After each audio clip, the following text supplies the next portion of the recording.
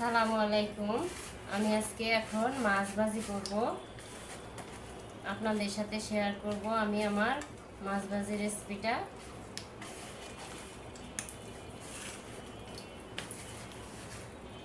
চুলার মধ্যে প্যান বসালাম, প্যানটা একটু ভালো করে গরম হোক, তেল দিয়ে দিচ্ছি।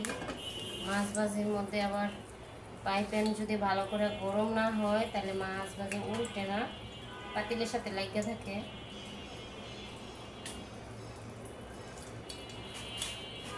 যে দেখেন আমি মাছগুলো ভালো করে মিক্সড করছি, হলুদ মরিচ ধনিয়া আর মরিচের গুঁড়া দিয়া লবণ দিছি।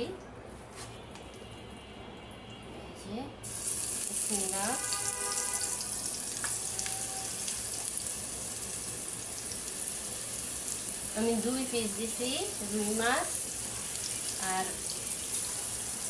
5 পিস দিলাম পাঙ্কাশ মাছ, কারণ বাচ্চাদের জন্য পাঙ্কাশ মাছ দিছি।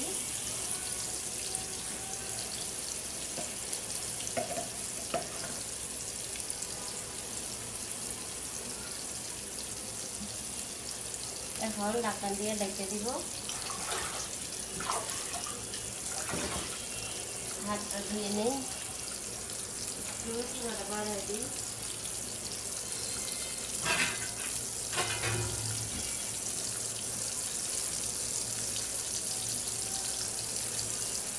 এই যে এখন ঢাকনা দিয়ে ঢাকা দিব। এখন মাছগুলো উল্টায় দিব। এই দেখেন আমার মাছগুলো একেবারে সহজে উল্টা যায়, মাছ একেবারে লাগে না। প্যান আমি ভালো করে গরম করে নিচ্ছি।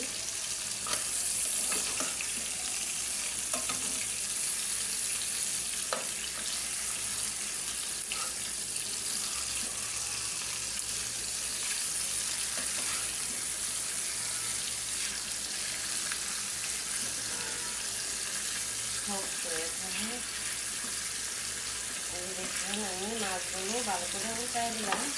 এখন আবার ঢাকনা দিয়ে ঢেকে দেবো।